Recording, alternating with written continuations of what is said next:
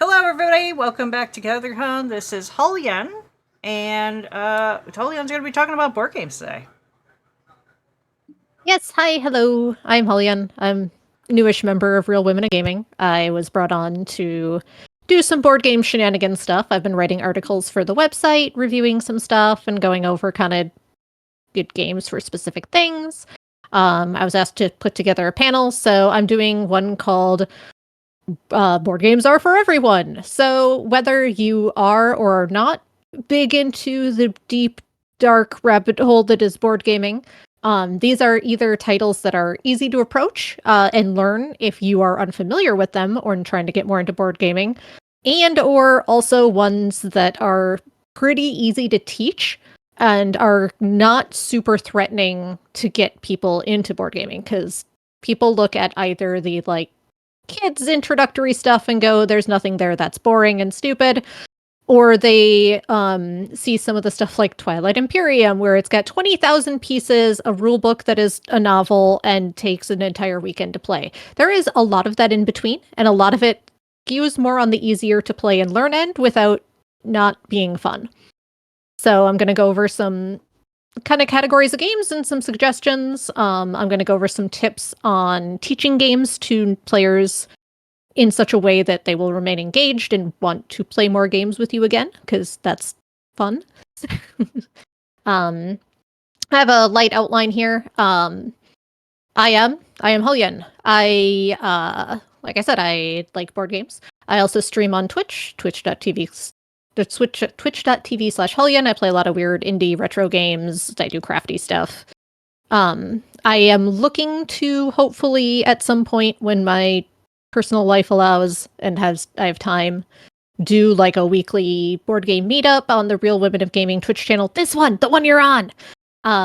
That's going to be like digital implementations of some board games, or board games that only like one person has to play that you can play over webcam, that sort of thing. And I'll handle all the getting everything set up and teaching and all that, and anyone is welcome to join once we get that rolling. It should be fun times. But yeah, so the first kind of category of games that are real good for mixed amount groups of people and variable amounts of people are party games. Party games are great as an icebreaker, something to do, get to know people, learn more about them, just have fun, induce giggling. One of my go-tos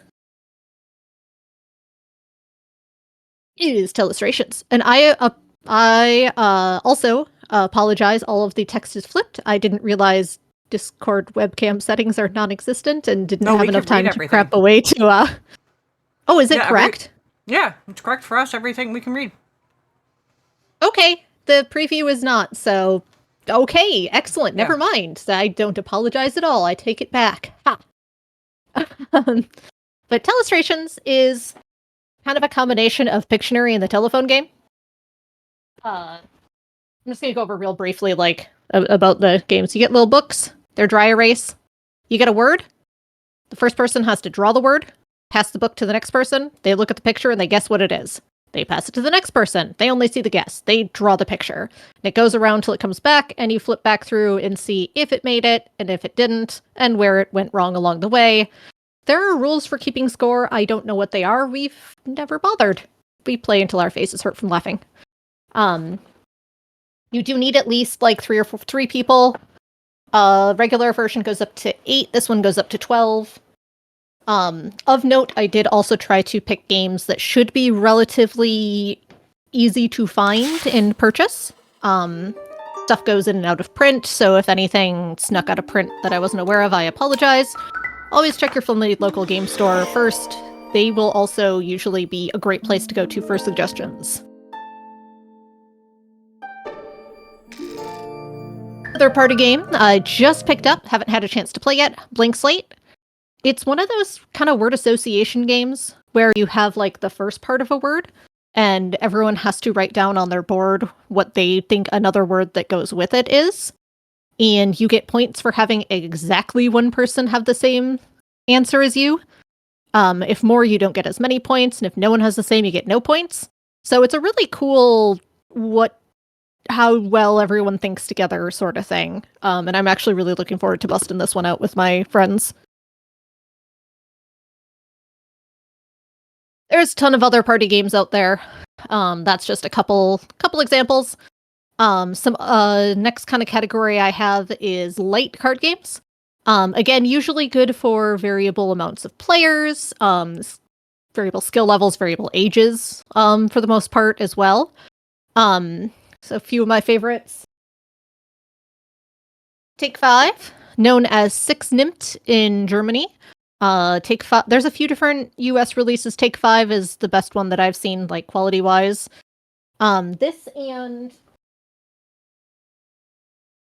No Thanks kind of fit together. Stylistically. It's about putting numbers in order and trying to do the best job at it and have the fewest points by taking turns placing cards, and they have different ways of doing so. Real simple to play. I've played them with 3 people. I've played them with 10 people. It's fun either way.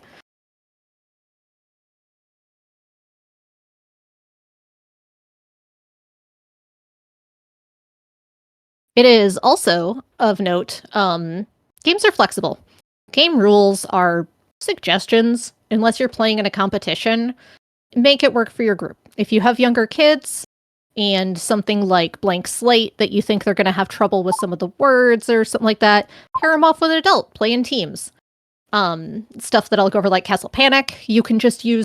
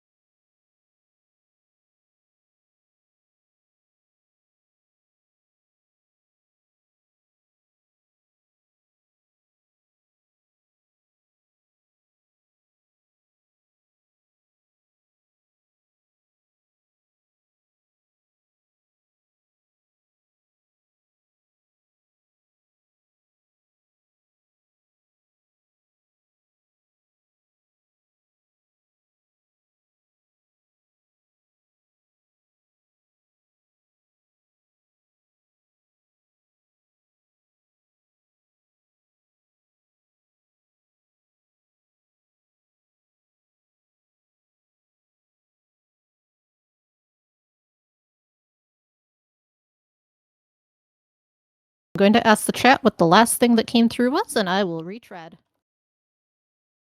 I hear you now. Oh, okay, so we're good now?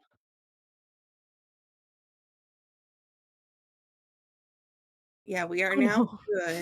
good. Sorry, meow. Um, Suro? Terzo? Yeah. Suro, okay. I can go over Quirkle again. We didn't miss too much.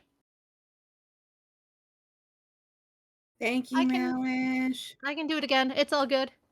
I will repeat myself forever. It's all good. So Quirkle, as I was saying, is a kind of abstract strategy sort of game. You're taking turns placing wonderful chunky wood tiles into matching colors or shapes, and you get points based on how many tiles are in the rows that you're adding to. You get double if you get a full set, because there's 6 different colors and 6 different shapes. You can't repeat a color or shape, and you play either to a certain score or until the tiles are gone. I forget which. I usually just play until the tiles are gone because that's less keeping track of, even though we're keeping the score as we go. I also mentioned if you like word games, Bananagrams is a really good one. I didn't grab a copy to show, but it's basically a banana full of letters, and you are taking turns putting all your tiles into words. It's like a speed Scrabble. You're not going for a score, you're just going for fast, for having valid words. It's a really good one for people like myself that grew up playing Scrabble way too much with their mom, and no one will play Scrabble with either of us, which is fair. But people play Bananagrams because you don't need to know weird, obscure words that use lots of cues. You just have to figure out one for the one stupid cue you can't get rid of. You know, that's a good one. Carcassonne is one that'll look familiar. This is the first one I've grabbed that kind of strays into the traditional like Euro board game category. It's one of the lighter ones and easier to play. You are drawing tiles and matching features and placing down your little meeples to claim territories, and then you get points based on how many tiles large those territories are at the end. Very, very accessible. It's fun. There's about 70 billion expansions for it, and some of them are real silly. So, you know, if your group likes it, there's a lot there. Then another great category of games for teaching people and getting them gaming is cooperative games, where everyone is working together against the game. I have grabbed Castle Panic. It's a tower defense board game. You are protecting your castle in the middle from monsters coming in from the sides, and you are playing cards to hit monsters in those specific areas because at the end of every turn, they come in from the edges, and you are picking new ones out of a bag to add in the forest to be coming in. As long as there is at least one tower standing, by the time you kill the last monster, everyone wins. Either everyone wins or everyone loses. When I was mentioning earlier that there are ways to make games easier if you have kids that are playing, this is a great one for that. There are boss monster tiles that have special effects that if you take them out, it makes the game a lot more straightforward and a lot more approachable. I could go over kids games as a separate thing. There's a lot of actually fantastic kids games for as young as 2 and up out there. Look up Haba as a game company if you need some good ones. Gamewright does some good ones as well. But I mention it because there's a My First Castle Panic for ages 4 and up that is no reading. It's all pictorial. So once kids know how to play, they can teach their friends without having to read the rules or the cards. It's also not easier. I played it with a friend, and we played it like 3 times in a row because we refused to be defeated by a board game that said it was cooperative and for ages 4 and up. We did eventually win. And I'm going to grab one that I actually covered on an article on the website. Plug. I write articles on the website. Haha, go check them out. This one is also based on a video game. Dorfromantic is a video game that plays like Carcassonne, actually. It's tile laying, you're matching up different features. trying to fulfill tasks and goals of having amounts of tiles of a certain size, and you play until you run out of tiles and try to have a score. This one also has a light legacy campaign element to it. Based on how good your score is, you mark off on a tracker. I'll show you.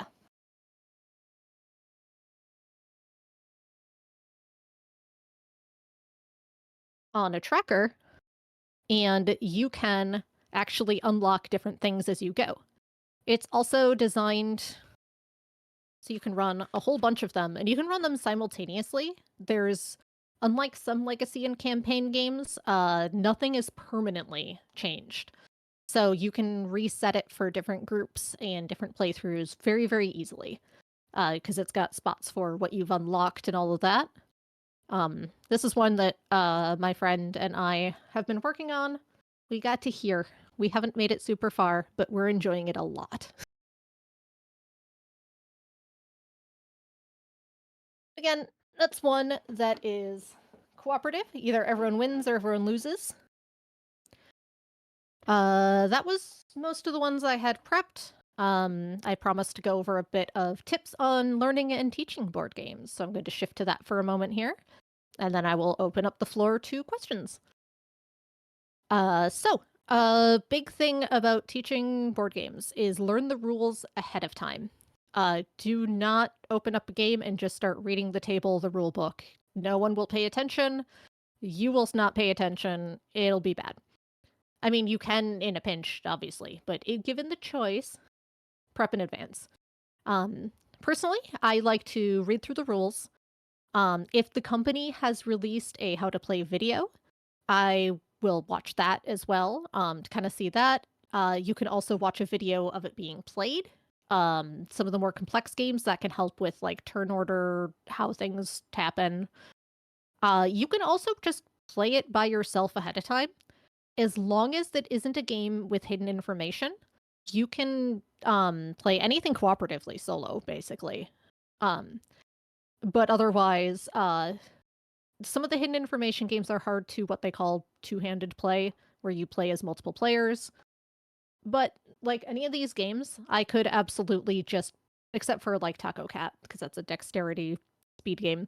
But a lot of the games, you could just play multiple people and just do a game with yourself doing all the seats, just to learn the mechanics and how the game flows and interacts.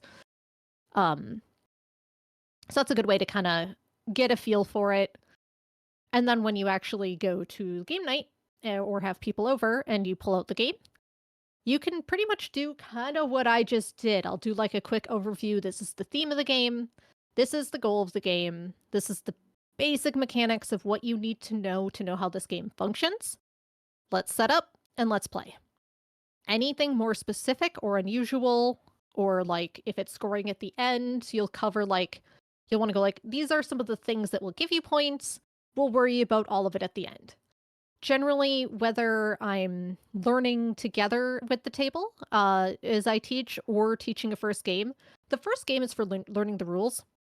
The second game is for actually playing it. It's a good chance to just, then people can ask questions. Don't be afraid to grab the rule book and look something up. Be like, I don't know, let's find out. But the teaching a lot of the stuff as you go will vary from game to game. These games don't have too many like phases that would come up, but some games absolutely do. Where it might be you draft your army, and then you actually do a deployment, and then you do fighting. You can do each of those as its own thing without covering every single rule before you start playing. It's a lot easier to learn and a lot more fun if you're hands-on while you're doing it. As I mentioned before, house rules are fine. If you're not playing it competitively in a very structured setting, if you get a rule wrong, it's fine. As long as everyone is in agreement of how something works and you're having fun, you're doing it right.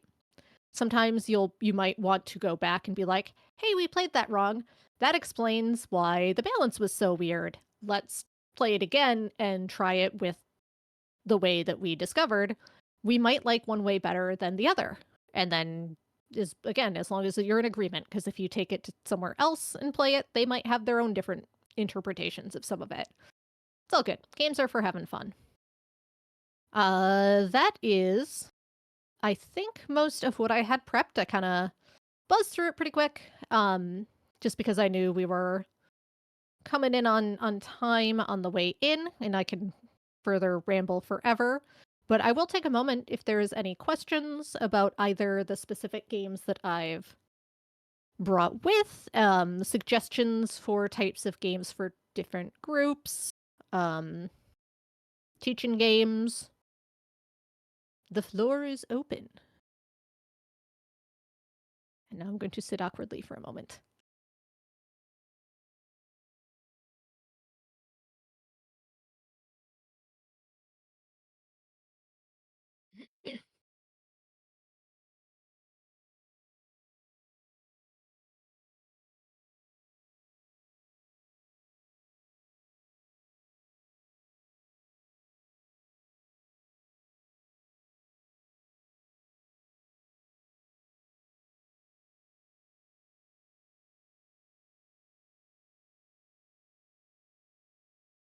Mm-hmm.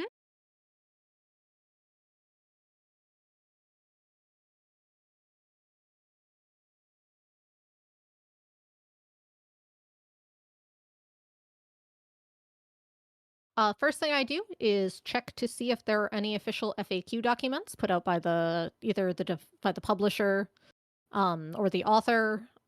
Second thing is I'll check Board Game Geek. It's a great resource for just board game information. I'll quick check their forums. Sometimes the people who make games will answer questions in there. Other than that, we just turns into a table discussion of what is the logical way for this to happen based on the other mechanics and whatnot that we've encountered. Come to a consensus, make it work. If it's you can't come to a consensus with a group over something like that, you may just want to reassess what kind of games you bring. Make sure they're ones that you know inside and out, or ones that are, again, like more cooperatively focused. It's about reading the room and bringing something appropriate for the table. There are friends I love dearly that I will not bring Munchkin to because they, with their families, they found fun in the rules lawyering part of it and arguing over how things resolve. Whereas I found more of the fun in like just the silliness of the mechanics and the writing and everything. We had just inherently different ways of playing and enjoying the game. And we learned quickly after trying that we just don't play that one together. It's like a tabletop gaming group. As long as everyone's on the same page and looking for the same type of gaming experience, you can make it work. And if not, then maybe just alter what kind of games you're playing. Yeah, exactly. Or there might be that one person, I have a friend who loves like strategy, hidden traitor. We love Betrayal at House on Hill, Mansions of Madness. I saw Dead of Winter and went, hey, this seems like a game our group would like. And my friend went, I cannot do zombies. Like, everything else about this game looks amazing, but I just cannot do zombies. I'm like, okay, good to know. I will not buy this one because I won't be able to play it with you. Just that kind of discussion of figuring out what people like and don't like. I saw a question about espionage board games like Mind MGMT. That one I'm familiar with. I haven't had a chance to play. I don't remember if that's like a hidden information, hidden traitor sort of thing. I mentioned Betrayal at House on Hill. It's basically a horror game in a box. You're all survivors. You're bumbling around this house, and you're poking things, and suddenly you're in a classic horror trope. You find out who the traitor is. They take their version of the rule book of the scenario, go in another room, and read how they win the game.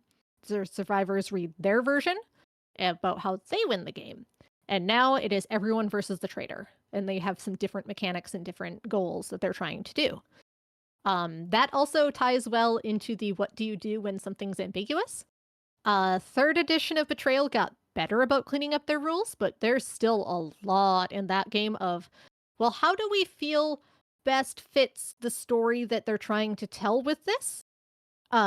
Because, good lord, that's not even remotely discussed here, and then we figure it out and we keep moving. Social deduction games. Pardon? Mm-hmm.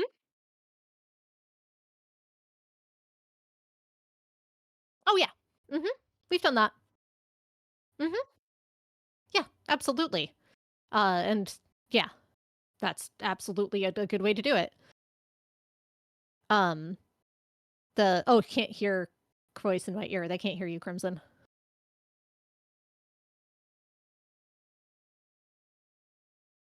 You are a mystery.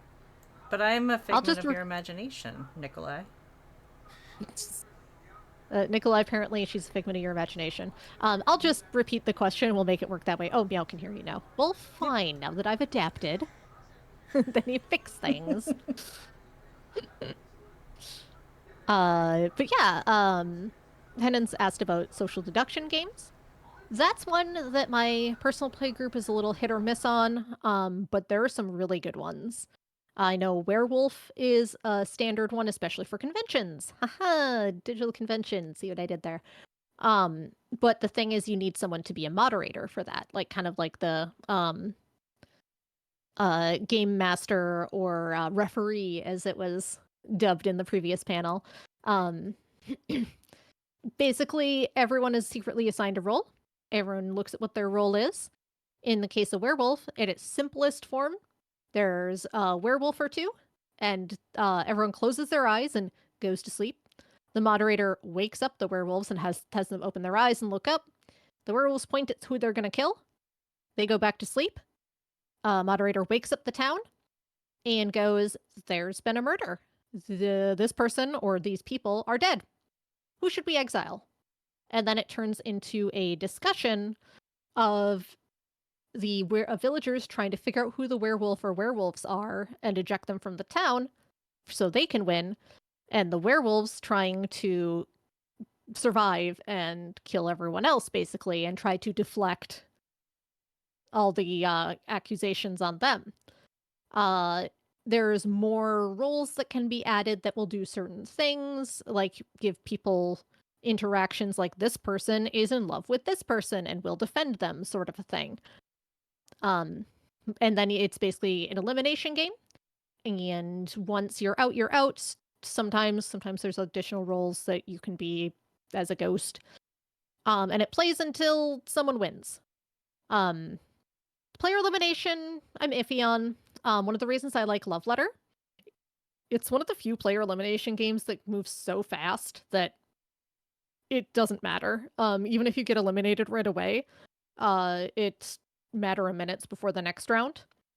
Werewolf does have a version called One Night Ultimate Werewolf that is app assisted. And that's been a really interesting trend for some games that you would normally need a moderator or a GM for, to have a downloadable app handle that. The people will be assigned a role, and there'll be cards to represent different things, to represent your role. And then the app will have everyone close their eyes. It'll wake up the individual job or role, tell them what to do. And then everyone wakes up and you discuss and try to figure out who's who. And it's a round by round thing. So either you win or you lose in that round. You mix up the roles and you can play again. Those are fun because everyone gets to get in on the action that way. I mentioned Mansions of Madness. That one is a kind of a big giant box with 20 billion parts, but it's really fun and cooperative. Previous editions had to have someone running the game. Now it is app assisted that will generate the scenario and tell you where to put pieces and handle different checks and stuff like that. So everyone gets to play. And those games can be easier too if you're playing with people who are less familiar, because the app will do some of the heavy lifting on some of that front. Otherwise, for hidden identity games, I don't know if it's in print right now, but Secret Hitler is a fantastic one, as is Resistance. Each of those split you into teams, and you are basically trying to suss out who is on your team and fulfill a number of goals for your team to win. But it's that same sort of very political discussion: who is with me, who's against me, how do I hide my identity and still do this sort of thing. Nikolai mentioned Blood on the Clock Tower. That is one of the best werewolf implementations out there. It is very, very cool. But yeah, that's another genre that I hadn't explicitly planned on talking about because it can be a little trickier. Because if you don't do a ton of board games, you're a little more on your own. But there are definitely some really accessible ones like Resistance. Coup is a good bluffing game. Werewolf, like One Night Werewolf, stuff like that.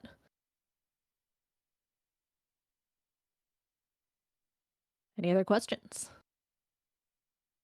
I will ramble about all the things forever. Also, solo play games is a whole nother thing. There's a bunch of board and card games that are just solo play, and there's some fantastic ones out there. Because it could be the case of otherwise be like, well, I could play this digitally. There's something really tactile about doing like a board game hands-on dice, tiles, pieces sort of thing. Also, it's nice to just not have to be on a screen. Just a perfectly valid way to do this.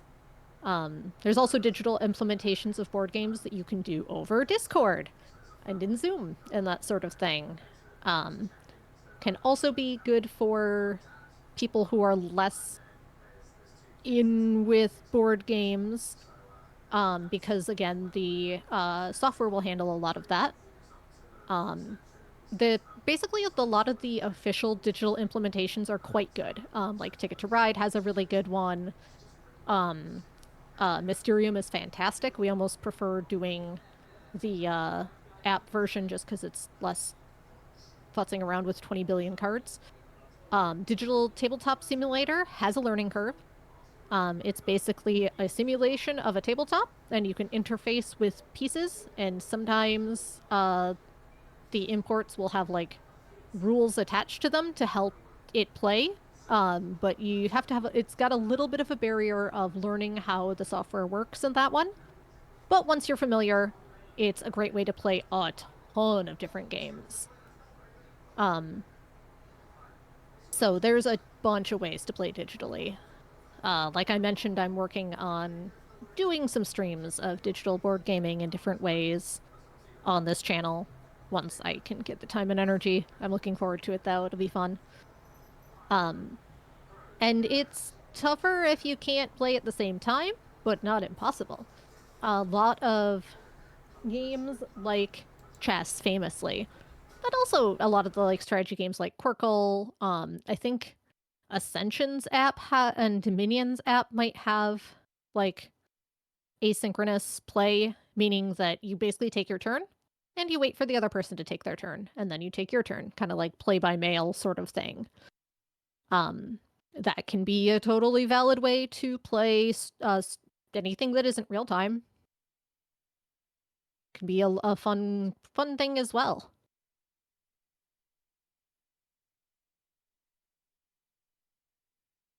Do you have a favorite Awesome. genre of games? I personally like co-op games a lot, and I like solo play games a lot. I just like kind of working together and like puzzly sort of things. Like I want to solve the puzzle and figure out how to do it. One of my favorites for that like solo play, it's downstairs. There's a roll and write game called Super Skill Pinball. It's a pinball table in board game form. It's great. You have a board and a dry erase marker, and you roll dice to where you can put your ball to go, and you're trying to get a high score.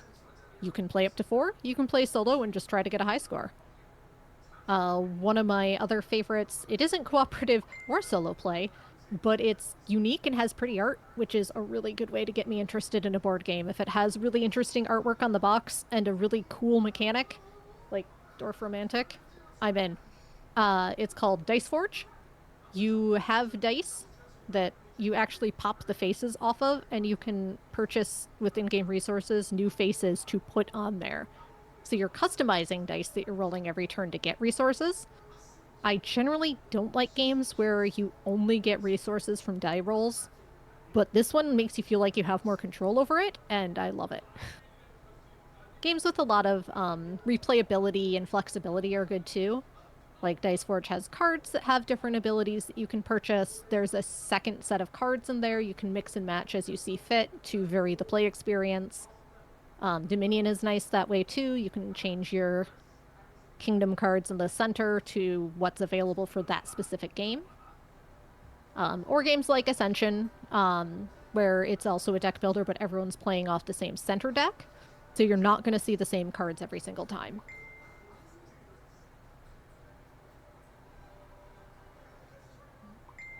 I love Werewolf so much. Werewolf can be fun. You have to have the right people with it, and with a big group, the moderator is the most important part, is having someone who can wrangle the group and keep it moving.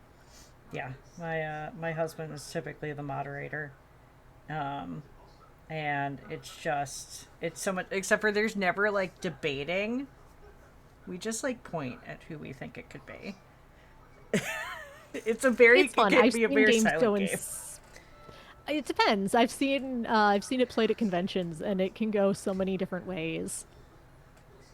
Yeah. One thing to be aware of, if you are the person who is bringing games to a game group and getting people to play them and teaching them with cooperative games, there's a very real thing of making sure one person is not trying to railroad everything, and make sure you are not that person as the person who knows the game the best. Good house rule is, if it's your turn, it's your final decision. End of story. Because everyone can debate what a person should do on their turn. But if everyone just kind of agrees, it's your turn, we're doing this, rolling with it, keep going, that'll come down to the personalities of the people at the table again. But I found that that's a pretty good way to temper that. And if just keeping stock of, especially, like I said, as the person teaching it, you're going to have or at least I have a trouble with, oh, I know the optimal play here. But it's not just me playing the game. It's everyone playing the game together. So making sure that I'm stepping back and giving people a chance to strategize. They might have an idea I've never thought of, which is super cool. So hard to go step back when you're like, you're playing it wrong. The goal isn't to win. The goal is to have these people want to play board games with you again.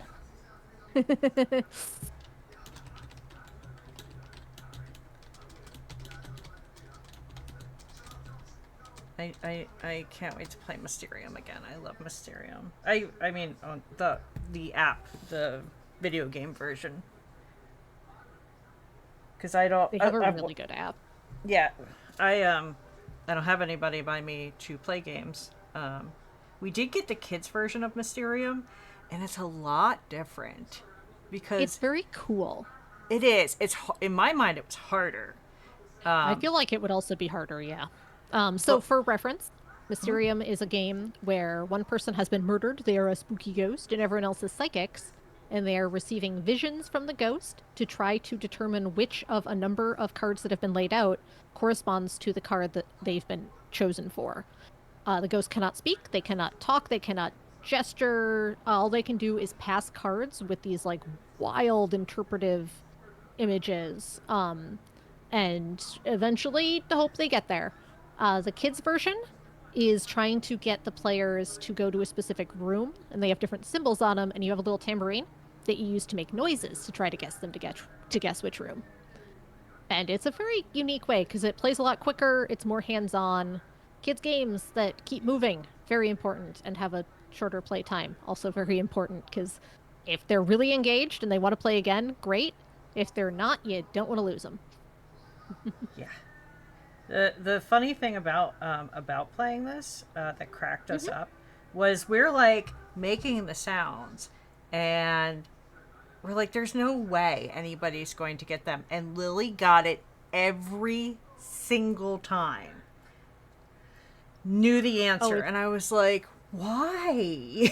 It's really great when you're playing games like that where you're trying to pass information in a specific way to find out you're on the exact same brain wavelength as someone else, if even just for that game. Like, there's a friend that I will sit next to playing Telestrations, and no matter how bad of a doodle one of us has drawn, the other one will look at it and go, and be right. It's weird. Yeah. And everyone else at the table's like, how did that even? And we just go, but it worked. It's obviously a bull. That looks like a blob. What do you? No, it's I a guess I bull. can see horns now that I know what I'm looking for, but it's like, yeah, I totally saw a bull. Yep, I know what's going on here. I love code names also for just for Codenames is a great one. code names is a great one, and there's a free website you can play. Yes, there is. Codenames is a game of kind of a hidden team game. There's a grid of words. One person, you split up into teams. One person on each team is the spy master. They can see a key that shows which each grid spot is color coded to a specific spy for a team, a passerby, or an assassin. On their turn, the spy master will give a one-word clue and the number of cards that that clue applies to, and the team has to start guessing the words that are on the board. If you're correct, mark it as your spy. You can keep going up until one more than the number given. If it's the opponent's spy, you have just helped them, and it's now their turn. If it's a passerby, nothing additional happens, but your turn ends. If it's the assassin, you lose. So it's very interesting exercise of word association, of trying to figure out how to get your team to guess words that are your spies, not your opponent's spies, and especially not the assassin, and only doing it with one-word clues. It's very, very cool. That's also a really good one that if you know how to play and you're teaching a group, you can do a teaching game that's fully cooperative against the game. You start off with being the spy master because you know how to play, and then the other team basically just gets one of their spies every turn, just automatically from you just set it up off the key. It's not very difficult to win with that as a method, but it's a really good way to be able to teach it to people and get them comfortable before someone else has to be a spy master. I really enjoyed it because no matter what team I'm on, we just pull so many civilians into spy life. We just grab them and put them in the van, and now they're our spies. Whether Jim. You're a spy! No? Get in the van, Jim! Yeah, that we make. It's also fun to come with. God. No, you speak. It's your panel. You speak. It's also fun to come with rich narratives for games that have a little bit of theming and then some mechanical weirdness and figuring out how it works. Like Betrayal 2nd Edition, it was fun coming up with a backstory of why all these weird people are in this creepy house and wandering around. In the 3rd edition, they actually give you a reason that you went to the house, which is also fun. But it was fun to be like, why are all these people at this house? Let's figure it out. Yeah, it has no creepy impact old on the man, gameplay, but it's a creepy fun. old man and a young child just walked into an abandoned house by themselves, and no cops are showing up. We have a lot of questions. Yes. There's a Scooby-Doo version of Betrayal, and it's adorable. I did not like the D&D version of Betrayal. The D&D version was okay. But yeah, the Scooby-Doo version, it's kid-friendly. You basically, all of the scenarios are classic Scooby-Doo episodes. You play as the Scooby Gang.